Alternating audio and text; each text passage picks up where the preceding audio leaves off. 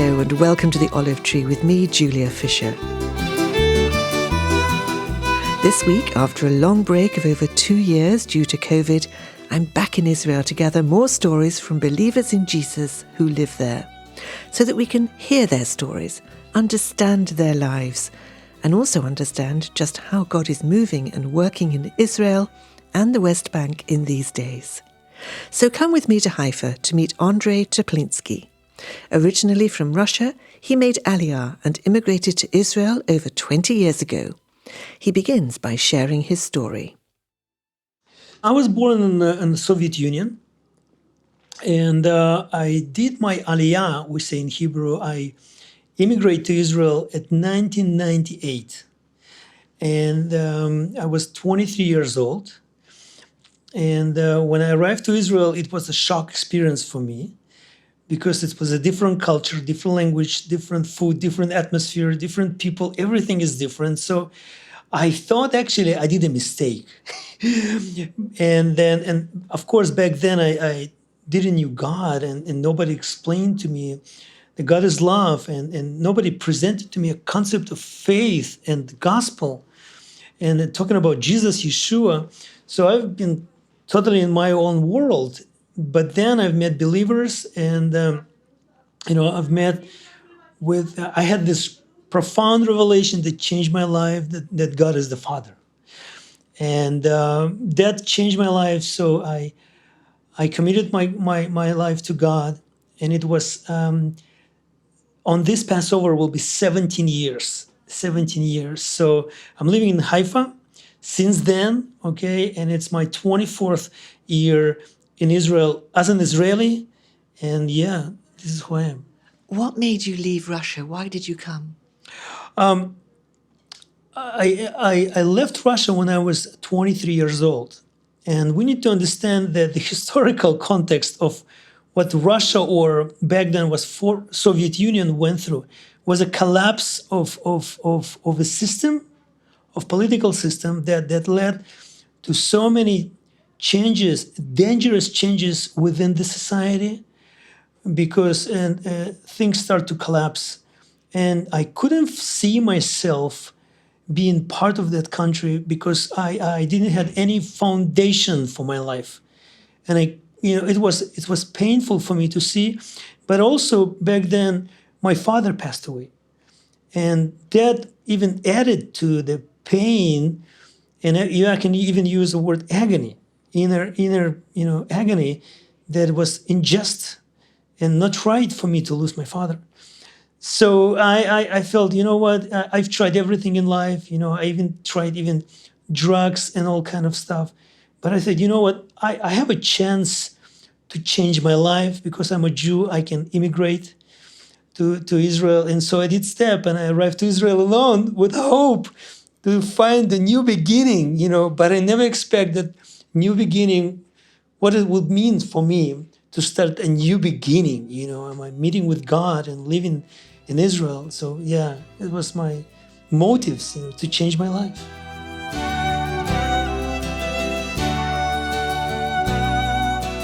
You say you met with God, Andrey. What do you mean by that? What happened? Yeah, we can exaggerate the term of meeting with God. So, when I met believers, one thing that really touched me, it's not their singing, it's not their praying. Because in my mind, I thought there is no God, because if God was real, I will never go through the pain in my life. I will never lose my father. So, but what touched me is their attitude towards me, patience, and they receive me, and they didn't say to me, Andrey, if you not repent right now, you're going to hell for forever. They didn't tell that thing to me, okay? But I saw they're reading the Bible. And so I started to read the Bible, and, I just don't want to take a long time, but it's a really funny thing. They asked me in the beginning to read book from the middle. I mean, I used to grow up, I'm reading book from cover to cover, I can go through flip-flop, but most of it from the beginning till the end. But these people, they asked me to read from the middle almost, okay, from the Gospels. And I thought, nobody does this thing, okay? So And when I started to read the Gospels, I couldn't understand how this story of this man, Jesus, Yeshua, relate to me in the 21st century. I mean, that's like, it was a long way ago. I mean, it's not relate to me here. I mean, my problems, my issues, And then I said, you know what? Maybe I need to read from the beginning. So I started to read from Genesis, and it was even more complicated because the language the book is written, I couldn't comprehend. I mean, that was difficult. So I started to read from two easy books. Okay, it's a book of Proverbs. It's pretty easy. Okay, this is good. This is not good. You will do this. You will be okay. You will do that. You will be bad. Okay. And the book of Psalms. Basically, book of Psalms, it's very easy. Some of the messages, God, I have so much problems. I have enemies. I'm crying to you. Help me, help me. I said, okay, this can be, person has a problem. I can understand that. So when I started to read the book of Psalms, I don't know if you have this experience still, but you're reading the Bible and Bible reading you. My goodness, it was my first time that this book spoke to me about things that I never shared with anybody. And that moment, I remember this morning, I realized that God is real because nobody knows how bad I am. I mean, and the second was I felt that God right now, He's looking at me while I'm reading His book, but He's looking at me with the eyes of love, not with a hammer in His hand, in a sense, okay? So, and I start to cry because I realized that God is real and He loves me. And now I understand why Yeshua died, why he came to.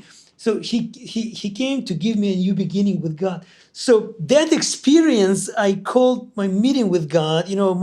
I can say a spiritual experience with the truth of God, and yet with the presence of God. I believe first time that caused me not just to believe, but caused me to commit my life to God. Yeah.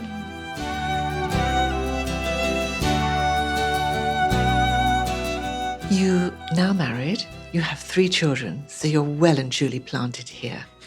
So just a quick whiz through the last 20 years, and then we'll talk about what you're doing now. Okay, so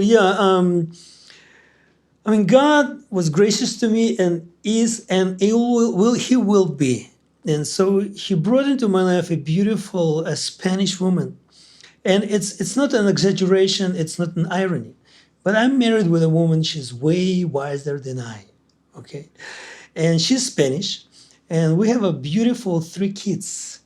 My oldest one, Sarah, she's 7.5 years old, and I have twins, 6.5 years old. Yeah, so you're looking at a very busy, blessed, and tired parent. Sorry, okay, but we are planted by the Lord here in the land of Israel. Our kids are going to schools, and they have friends in our neighborhood. We teaching them how to relate to God as a Father. We doing our best to raise them up, and we believe in the fullness of time they will have an opportunity to choose. Okay, so but yeah, we living in Haifa. 5 of us, and our home is welcome. We often have our family, our house full with people from our congregation and other friends. Now let's talk about your place here in the congregation, because here you are in the Carmel congregation. What are you doing here, Andrey? How's it come about? Yes, in the beginning when I joined the congregation, I was a part of our drug and rehab center, House of Victory. We called it in Hebrew Beit Nitzachon. Okay, so in addition to that, I felt that God is calling me to be a worker there. And so I worked for 3.5 years at our center, helping in drug addicts. I think I was an excellent and fine person on the street, bringing you into the house, preaching the gospel, teaching them the Bible, and leading them in singing. But then my season changed at the House of Victory, and leadership, which David Davis and Peter Sugihira, they call me to be a part of working with Karen Moore and do worship and intercessory prayers. And so, I've been introduced to a whole new world, okay? And so today I'm leading a discipleship group within our community. I'm also helping to nourish and cherish our daughter congregation, okay, which is only Russian speakers, okay? And I do all kind of other things, but I'm still actually helping with drug and rehab center, okay? So my role is more discipling and teaching and coming alongside, and this is what I'm doing. Yeah. And of course, there's a huge Russian population here in Haifa. Is that population increasing rapidly? Yeah, Israel is a country that we experiencing waves of olim or immigrants, okay, from all corners of the earth. But yes, Russia and Ukraine are primarily two countries, and that is kind of providing Israel new immigrants. So Haifa historically is a city with I think it's at 1/4, at least 1/4 of the city are Russian-speaking Jews. Okay, so I think in the last year Israel received about 25,000 immigrants. I think at least 7,000 or 8,000 are from former Soviet Union. We're talking Ukraine and Russia. Some of them end up in Haifa. Okay, some of them not. I think we received last year in Haifa maybe up to 2,000 immigrants from Russian, from Ukraine and Russia. So you can see on the streets new immigrants, okay? You can hear the Russian language in the supermarkets, okay? And yes, our congregation is also a big part of our congregation, people who speak Russian, yeah. You've been listening to Andrey Teplinsky, a Russian believer now living in Haifa in northern Israel, sharing his heart, and we'll hear more from him on next week's programme.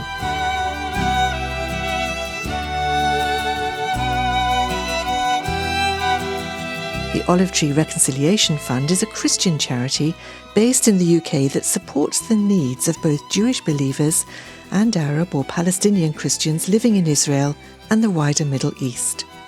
If you'd like to know more about our work and receive our free bi-monthly newsletter, please visit our website, olivetreefund.org. Meanwhile, join me at the same time next week for another story from the Olive Tree. Until then, goodbye.